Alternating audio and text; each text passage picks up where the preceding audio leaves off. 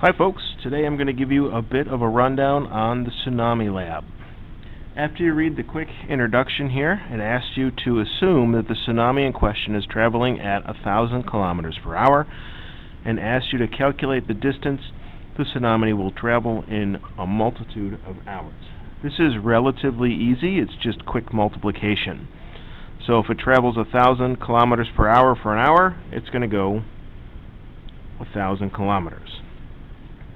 After 2 hours, it's going to go 2,000 kilometers, and so on, all the way down the list. Once you have that information, you want to flip over to Map 1. Now, Map 1 is on the very back of this lab, so I'm going to flip over to that now.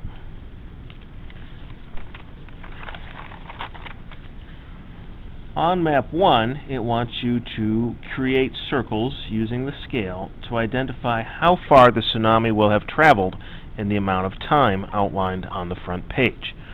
So you should already know that it travels at 1,000 kilometers per hour, so we need to make a 1,000 circle, 2,000 circle, 3,000 circle, and so on up to 7,000. To do that, depending upon your compass, I'm using a bullseye compass here today. I'm going to set my bullseye to 0, set my carriage up to 1,000, put my bullseye at the epicenter, then create a quick circle.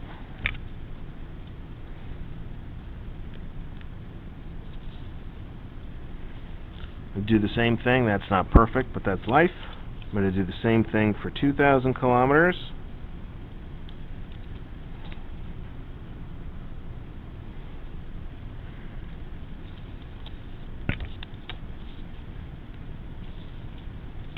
And continue until I've got all of my circles here.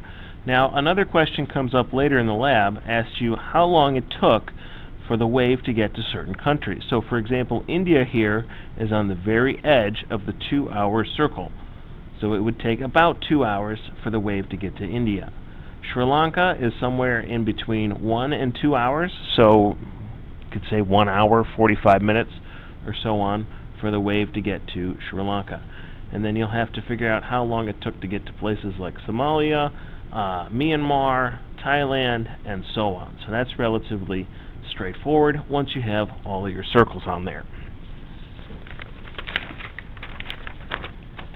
For these colorful maps, we've already have all of the hour markers laid out. You can see that this particular earthquake took place on Tsunami Island in Alaska. And as you move further away from the epicenter, it took longer and longer for that tsunami to get there. So if we're talking about some place like San Francisco, which is like right about here, it took almost 6 hours to get there. If we want to talk about places like Hawaii, it took somewhere between 4 and 5 hours for the wave to get there. Same thing with Concepcion, Chile, except for it's essentially in the opposite direction. Rather than coming from the islands in Alaska, it's coming from way down here in South America, and the wave propagates outwards from there.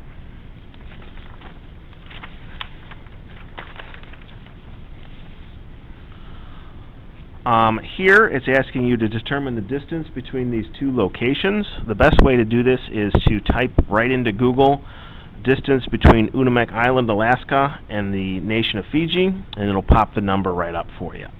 Then what you have to do is you have to take these distances and divide them by 10, and then divide them by 14, and so on and so forth. Other than that, relatively straightforward. Work your way through it, give me a good solid conclusion, and so on. Oh, something else I wanted to mention. In here it asks about these island nations having an early warning system. Oftentimes when nations work together, they have a hard time figuring out exactly what they want, and a lot of those nations don't have a whole lot of money to spend on these early warning systems. So use that as your guide for answering that question. Hopefully that helps, and good luck.